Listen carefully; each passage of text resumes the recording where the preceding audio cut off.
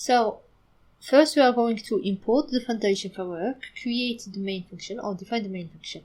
Inside the main function we are going to initialize an NS auto release spoon, create or write the function that will print the hello message word, and then drain the pool, and finally returns it to indicate that the program was successfully run.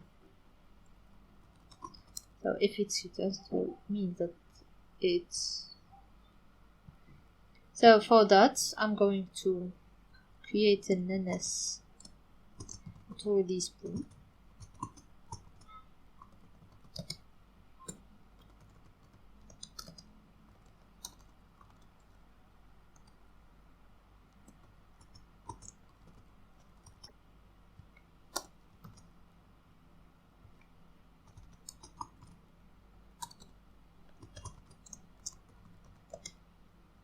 Unlock, then call init,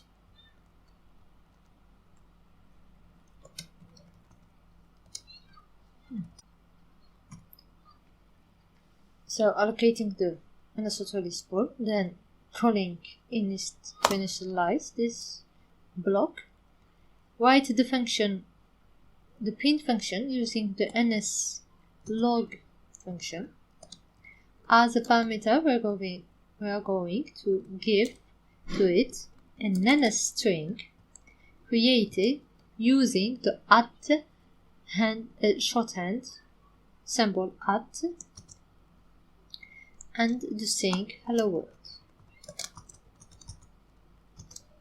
And string hello world.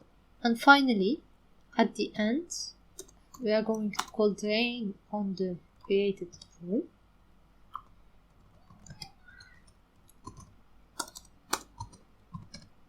So finally call return 0.